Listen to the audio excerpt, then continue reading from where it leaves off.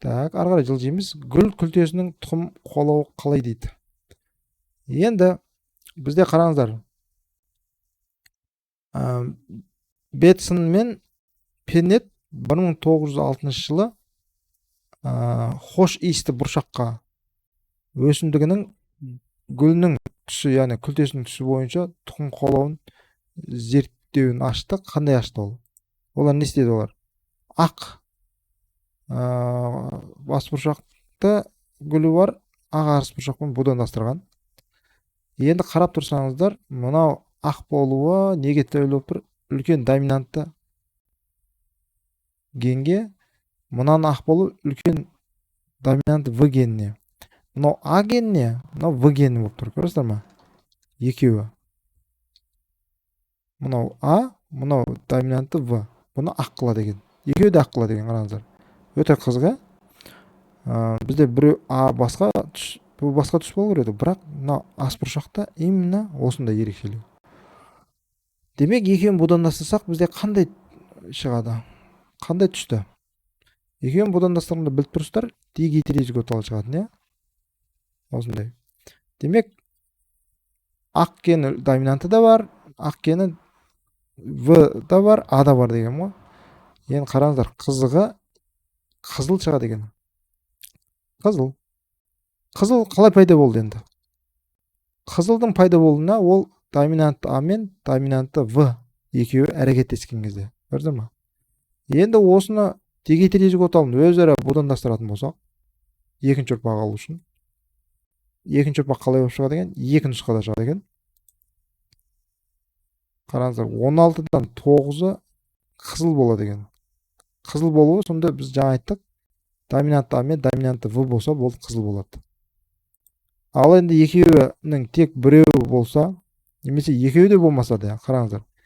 Екеуінің тек біреуі болса, тек А болса, немесе тек қана В болса, және екеуі де болмаса доминантты, онда бізде ақ болады деген. Сонда 16-дан 7-сі ақ болады деген сөз.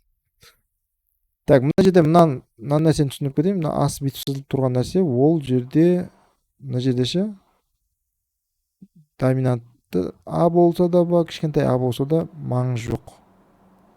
Маңыз рөл ойнамайды. Кез келген екеуінің біреуі болса болды. Түсінесіздер ме?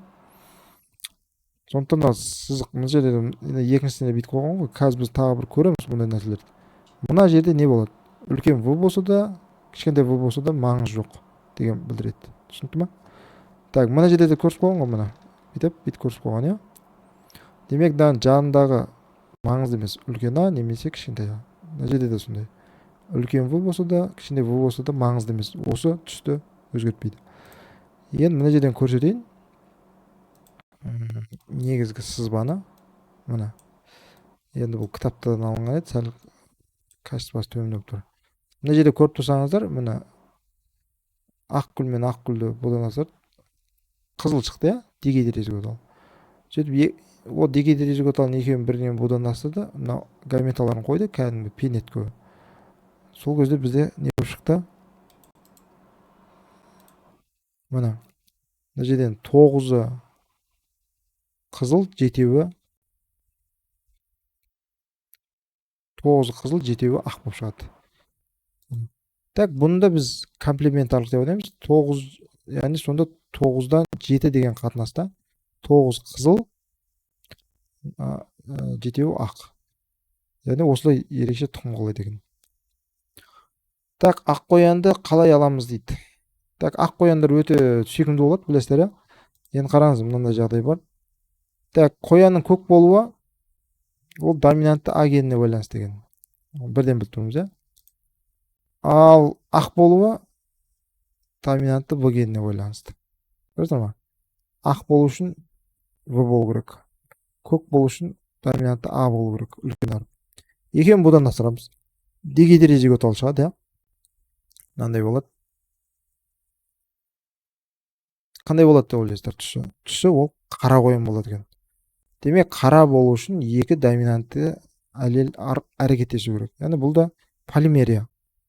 Комплементарлық. Мынау да комплементарлық, мынау да.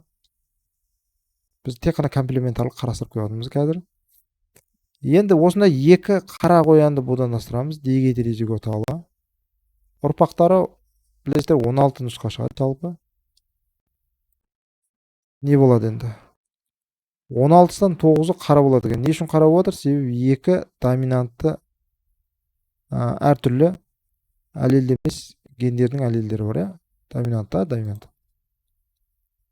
Ал енді мынау үшін не үшін көп болып кетеді? Себебі тек қана А доминантты болғандықтан, бұлар ресипті болғандықтан. Ал енді үшінші түрі бізде қараңыздар. Үлкен В болса, мына жерде бүйтіп жазып болғанда, мына жерде маңызды емес, кішкентай В ма, үлкен В ма ақ болады мұны. И және ресипті гомозиготалы, яғни барлығы ресипті аллел болған кезде де ақ болады екен. Сонда 4-тен 1 ақ. 4-тен 1 ақ, 16-тан 1 ақ, 16-тан 3-і көк, 16-тан 9-ы қара қояндар. Так, сопақ пішінді асқабақтың қалай аламыз дейді. Енді қараңыздар, комплементарлық ол өсімдіктерге біз осы уақытқа бірінші құсты мысал келтірдік, одан кейін барып өсімдікте асбұршақ, одан кейін қоян жануар, енді тағы бір өсімдік. Бұл асқабақ. Асқабақтың осындай шар пішінділерін көрген шығарсыздар, топ-томалақ шар сияқты. Бұлардың шар болуы қараңыздар екі жағдай деген. Доминантты Б гені болған кезде және доминантты А гені болған кезде. Екеуі де болса, екеуін біреу болса, болды. Домалақ бола береді. Тура мына сияқты болып тұр ғой, мына қараңыздар. Мына сияқты болып тұр, мынау. Бұршақ өсімдігінің күлтесінің түсі бар ғой, тура соның соптар. Енді қараңыздар, енді қандай болып шығады деп ойлайсыздар? Бұл жерде уже пайда болатын ұрпақ біліп тұрсыздар, дегидризиготалы болып шығады.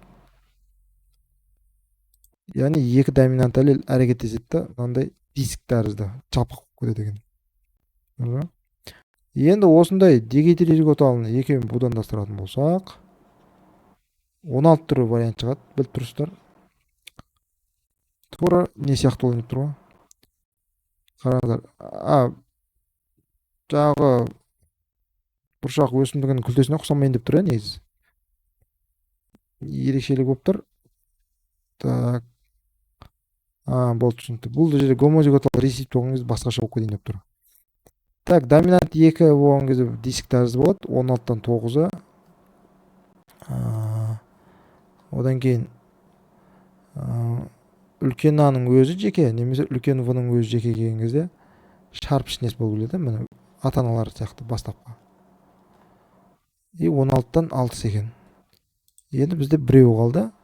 Ол тек қана гомозиготалы болған кезде 16-тан 1 сопақ болып шығады екен, сопақ. Бұл тура бір неге ұқсап қалды, бір айтпақшы. Неге ұқсады? Қайталанды ма осыған ұқсас? Мына вариантқа да ұқсайды, бірақ қатынасы әртүрлі болып тұр. Мынаған ұқсамайды, 9-дан 7. Мына жерде 4 түрлі нұсқа пайда болып кетті. Ұқсамайды, көрсем, бәрі ерекше болып тұр бір-бірінен. Бірақ бәрі комплементарлық принцип бойынша. Яғни доминант 2 аллелді емес әрекет етеді, жаңа белгінің пайда болып отыр.